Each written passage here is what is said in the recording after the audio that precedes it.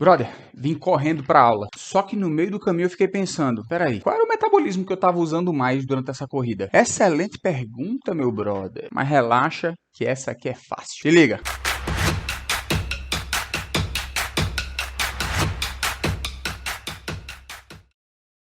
Fala, meu povo, e aí, tudo em riba com vocês? Como prometido, hoje a gente vai falar um pouquinho sobre a relação do exercício físico com os metabolismos energéticos. Então, a pergunta é, em quais tipos de exercícios a gente usa mais um metabolismo ou usa outro metabolismo? Quando eu ativo mais o metabolismo aeróbio ou anaeróbio? Quando eu ativo mais o glicolítico ou ATP-CP? Então, agora a gente vai tirar todas essas dúvidas, beleza? Então, partiu!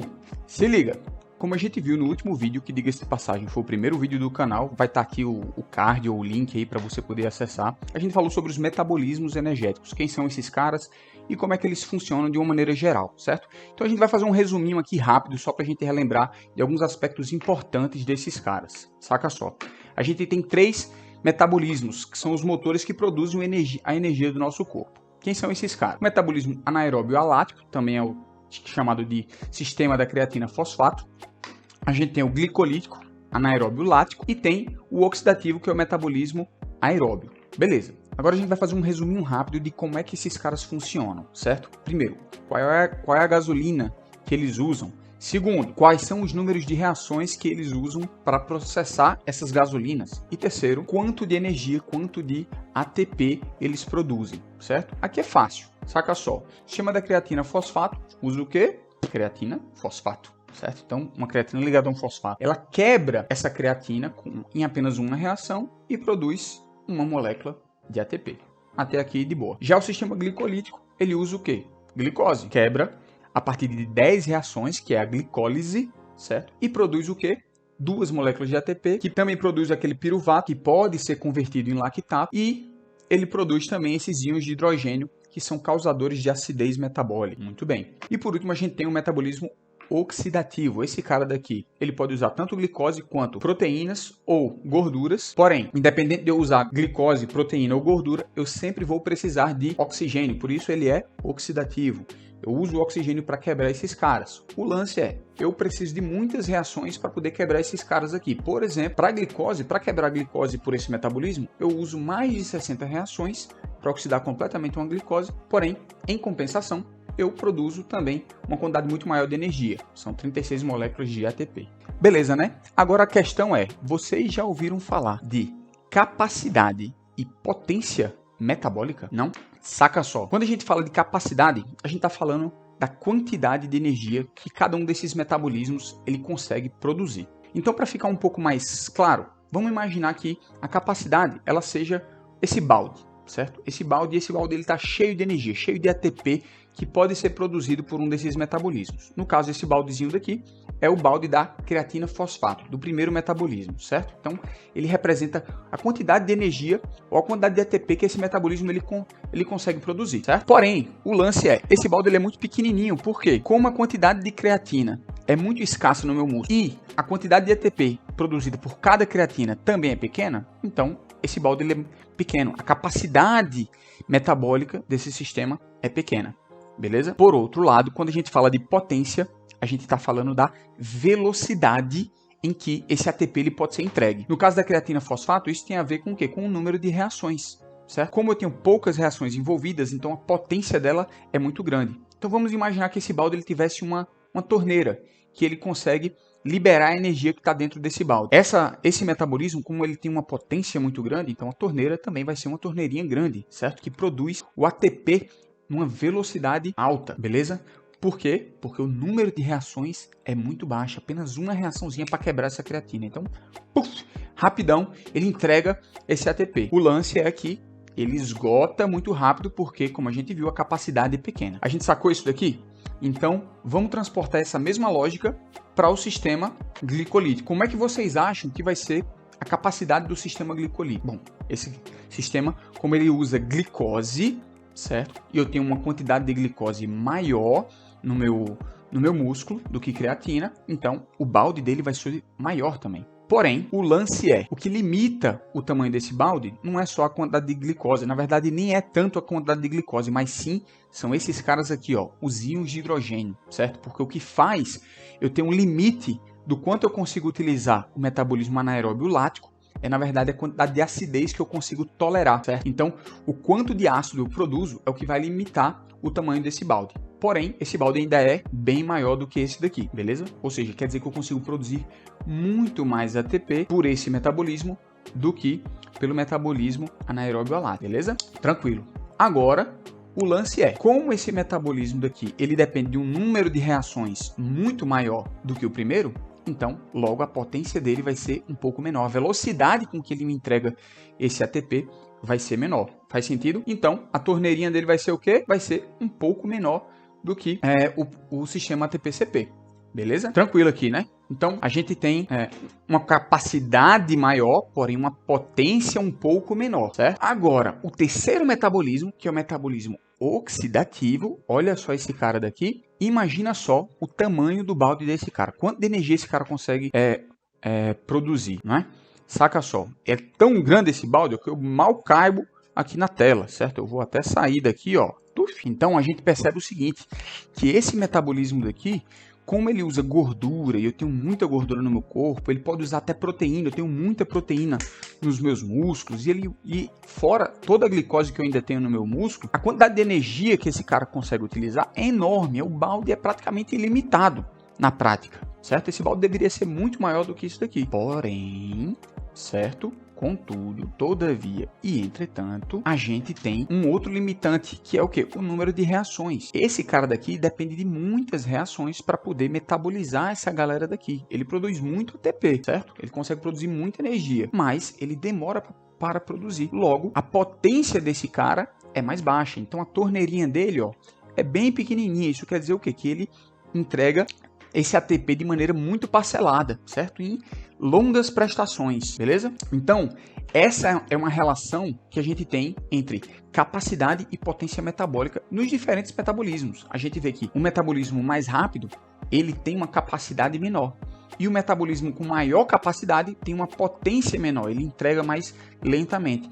E isso influencia diretamente em como eu utilizo esses caras durante o exercício físico ou durante diferentes tipos de exercício físico. Para a gente sacar isso aqui, ó, vem aqui. Saca só, meu povo. Olha só para isso aqui. Vamos imaginar o seguinte, certo? Vamos imaginar que a gente tem um gráfico. Nesse eixo X, a gente tem aqui o tempo. Então, aqui o tempo está passando. E nesse eixo Y daqui, a gente tem a velocidade de produção de ATP. ATP por segundo. Quanto de ATP eu estou produzindo por esses metabolismos a cada segundo. Agora, a gente vai imaginar um indivíduo, certo? Fazendo um exercício all out. All out quer dizer o quê? Um exercício máximo, certo? O cara vai dar o gás máximo desde o primeiro segundo, certo? Ele vai dar o gás máximo dele. Eu tenho um vídeo aqui, ó, de um atleta de altíssimo rendimento fazendo um exercício all out, pra gente ter uma ideia de como seria esse cara. Vamos dar uma olhada. Como vocês estão vendo aqui, ó, esse cara tá imprimindo o máximo de velocidade possível na esteira, certo? Tá dando o gás máximo desde o primeiro segundo. Só que, o que é que você observa? Nos primeiros segundos, a velocidade dele é bem maior, ele está no gás máximo, mas à medida que o tempo vai passando, ele não vai conseguindo sustentar essa velocidade, ele vai perdendo velocidade, certo? Porque ele vai cansando, ele vai fadigando, certo? Ó, então, ó, a cada segundo, ele está fadigando mais, daqui a pouco ele está quase andando, ó, você vai ver, ele vai perdendo a velocidade, ó, cansou, puf, e aqui ele parou, beleza? Esse aqui é um experimento feito em apenas 30 segundos, mas se esse cara ele tentasse se sustentar no exercício por muito mais tempo, ele iria ter que reduzir a velocidade, ele não ia conseguir continuar correndo tanto, ele ia ter que reduzir muito mais a velocidade. Eu não sei se vocês perceberam, né, quem seria esse atleta de altíssimo rendimento, porque ele estava usando uma máscara, né, mas eu vou dar uma dica de quem é que poderia ser esse cara. Só que a questão é, o que estava rolando no metabolismo energético dele? Quais eram os metabolismos que estavam entregando o ATP para ele em cada momento desse exercício? Saca só. Nos primeiros segundos, como ele estava com o gás máximo dele, ele estava descansado, ele estava na maior velocidade possível, para ele conseguir se manter nessa velocidade, ele precisava de uma entrega muito rápida de ATP, certo? Então ele precisava de muita potência metabólica. Qual é o metabolismo com maior potência? Exatamente, o sistema anaeróbio alático. Então, ó, perceba que no começo, o metabolismo anaeróbio alático está lá tinindo, produzindo uma quantidade muito grande de ATP por segundo. Porém, ele tem uma capacidade pequena, ele se esgota muito rápido. Então o que a gente vê é que logo nos primeiros segundos, ó, de 10 a 15 segundos ali, ele já chega a se esgotar. Mas a pergunta é, o que fez o cara conseguir manter o exercício ainda numa intensidade alta, mesmo depois dos 10 primeiros segundos? Aí que entra o segundo metabolismo, que é o metabolismo anaeróbio lático, o glicolítico, certo? Lembra? Ele é mais lento do que o primeiro, porém ele ainda é muito rápido. Eu consigo acelerar ele muito, produzir muito ATP pelo metabolismo glicolítico, pela quebra de glicose. O problema dele é o quê? É que ele produz ácido, certo? E ao longo do tempo, esse ácido ele vai se acumulando num esforço de altíssima intensidade, como era esse exercício em all out. E aí o que vai acontecendo? O ácido ele vai impedindo a produção de novas moléculas de ATP. Então vai dando aquele tilt no motor que a gente comentou naquele outro vídeo, lembra? Consequentemente, o que vai acontecer? Ele vai fadigando, ele vai se esgotando, certo? Então esse metabolismo ele pode esgotar a capacidade dele entre 30 até 90 segundos ali, ele vai caindo, e aí quando der ali os 90 segundos, provavelmente eu não consigo mais produzir tanta energia por conta do ácido que se acumulou, certo? Mas se aquele cara ele tentasse continuar fazendo o exercício, o que a gente ia observar? Vocês lembram que eu comentei que ele iria ter que manter uma velocidade baixa, né? Mas aí quem é que estaria dando essa energia para ele se manter? Seria o metabolismo oxidativo ou o metabolismo aeróbio. Perceba que o metabolismo aeróbio ele demora para ir aumentando a produção de energia, porque ele depende de muitas reações, ele depende também da captação, do transporte e da utilização de oxigênio, que leva um tempo para acontecer, mas ele consegue depois, conseguiria, né, manter o exercício daquele cara numa intensidade mais baixa, porém de maneira mais prolongada, porque lembra, ele tem uma quantidade de gasolina muito grande armazenada, certo? Ele consegue produzir muita energia por essas gasolinas, né? A gordura, os carboidratos e até mesmo a proteína, porém ele entrega numa velocidade baixa, logo eu também não consigo fazer o exercício numa velocidade muito alta. Então perceba que a velocidade ou a potência metabólica de cada metabolismo ela está associada também com a potência ou a velocidade durante um exercício físico. Quanto maior for a intensidade desse exercício, mais potência metabólica eu preciso. Por outro lado, quanto mais longo for um exercício físico, quanto mais duradouro for, mais energia eu vou gastar ao longo do tempo. Consequentemente, eu vou precisar do metabolismo que tem a maior capacidade, beleza? Então, olha só, o que é que a gente observa aqui? Existe uma relação entre as intensidades e o quanto eu utilizo de cada metabolismo. Lembrando, eu nunca vou utilizar só um ou só o outro. Desde o momento zero aqui, a gente está usando os três. O que muda é o que, pessoal? É a predominância, é o quanto eu estou usando mais de um ou do outro, certo? Em esforços de curtíssima duração e altíssima intensidade, a gente tem uma predominância aqui do sistema alático, certo? E à medida que essa duração ela vai aumentando e a intensidade vai caindo, a gente vai mudando a nossa predominância metabólica, certo? Saca só, aqui a gente tem um outro exemplo de um exercício de baixa intensidade, seria um exercício submáximo e leve, como por exemplo uma caminhada. No exercício de intensidade tão baixa, eu não preciso de uma produção de energia tão alta, de uma velocidade, de uma potência metabólica alta. Logo, a gente consegue sustentar esse exercício quase que exclusivamente pelo metabolismo oxidativo, certo? Então ele consegue fornecer praticamente toda a energia durante um exercício de caminhada, e é por isso que esse metabolismo é o mais utilizado ao longo do nosso dia. Eu aqui sentado, sem fazer um esforço muito grande, eu estou usando predominantemente esse cara daqui, porque ele é mais eficiente, ele usa menos gasolina para produzir mais energia, só que ele me entrega isso aos pouquinhos, certo? Agora se liga nisso daqui, Aqui a gente tem uma tabelinha em que a gente mostra um determinado tipo de exercício físico, como por exemplo, a gente tem aqui uma corrida de 100 metros rasos, que é aquela corrida feita pelo Usain Bolt, que dura menos de 10 segundos no caso dele, né? Se eu fosse fazer, eu iria precisar de mais de 10 segundos, mas perceba que é um exercício muito intenso, mas de curta duração, e a gente tem aqui a participação dos metabolismos na entrega do ATP, certo? Então a gente percebe aqui uma predominância dos metabolismos anaeróbios, porém, quando a gente muda de exercício, a gente vai aumentando a duração do exercício. Por exemplo, numa prova de 200, a gente já muda aqui essas proporções. A fosfocreatina, que é o sistema alático, já começa a ter uma participação menor, certo? Na energia total que foi produzida durante esse exercício, um glicolítico maior, e o aeróbio já começa a entrar na jogada, certo? E assim, a gente vai observando que quanto maior for a duração do exercício, certo? Por exemplo, provas de 400, 800, 1.500, 5.000, 10.000 metros, essa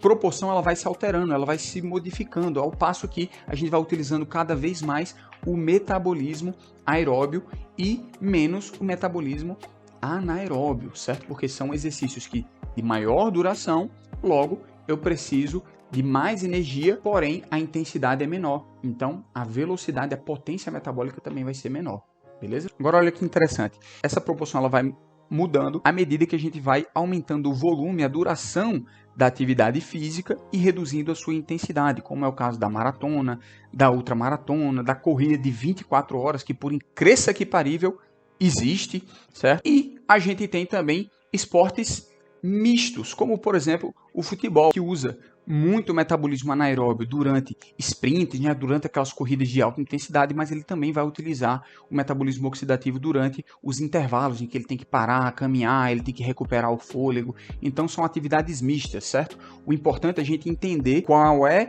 a participação metabólica em um dado momento do tempo, certo? Em que eu estou fazendo o exercício físico. No caso do futebol, eu teria que fracionar os momentos. Por exemplo, no momento que ele dá um sprint para correr, para pegar a bola, ele está utilizando mais o quê? Sistema creatina fosfato e glicolítico. Agora, no momento que ele, pronto, parou, aconteceu alguma falta, ele está caminhando ou só se reposicionando num trote leve, então ele vai utilizar mais o que? O metabolismo oxidativo. Por isso que o futebol é uma modalidade mista, beleza? Agora, você deve estar se perguntando, oxente, ô brother, mas peraí, tem alguma coisa errada aí. A maratona aí tá dizendo que ela usa 75% do aeróbio e 0% dos outros, e onde é que tá esses outros 25%? Excelente pergunta, meu nobre. Agora calma aí que eu vou te responder essa fácil. É porque é o seguinte, ó, aqui ele está levando em consideração só a utilização de glicose para a produção de energia pelo metabolismo aeróbio, certo? Mas, durante essas atividades de muito longa duração, certo? Como, por exemplo, aí na maratona e tudo mais, a gente tem uma participação cada vez maior do metabolismo de quê? De triglicerídeos e ácidos graxos, no caso das gorduras, certo? Então, esses outros percentuais, eles vêm da oxidação das gorduras também, que, diga-se de passagem, são metabolizadas por onde? Pelo metabolismo aeróbio, tá? Então, lembra que o aeróbio, ele usa tanto o carboidrato quanto a gordura, tá? E pode usar, em último caso, também ali as proteínas. Tranquilo? Muito bem, meu povo. Então, olha só, se a gente sacou aqui o que é capacidade e potência metabólica de cada um desses metabolismos, agora você consegue imaginar qual é a predominância de cada um desses metabolismos em diferentes tipos de exercício físico. Seja um exercício de maratona, de um sprint de corrida, um exercício de musculação, a gente consegue imaginar pensando no que? Na relação de volume e intensidade. Qual é a intensidade do exercício e qual é a duração dele? Então, a gente vai conseguir imaginar qual é o metabolismo mais predominante e aí, consequentemente, qual é o que está fornecendo mais energia durante aquele exercício físico, beleza? Dúvidas até aqui? Eu tenho uma, brother, eu tenho uma. Naquela tabela você mostrou que na maratona a gente começa a metabolizar gordura e tal, então quer dizer que para eu queimar minhas gordurinhas, minha pochetinha aqui, eu tenho que fazer 2 horas de maratona para poder queimar minha gordura? Excelente pergunta, hein, meu brother? Mas essa daí eu vou responder no próximo vídeo. A gente vai falar sobre metabolismo de gordura durante o exercício físico. E para você não perder essa, se inscreve no canal, ative aquele sininho maroto para ele te avisar quando eu lançar esse vídeo. E para você dar aquela força pro seu brother, dá aquele like, faz um comentário. O que você achou dessa aula? Ficou com alguma dúvida? Se tiver algum outro tema que você queira que a gente trabalhe, comenta aí, porque de repente a sua dúvida vai ser o tema de próximos vídeos, beleza? E é isso, meu povo, a gente fica por aqui. Lembre que toda semana mais um videozinho aí no nosso canalesco. Beijão, fui!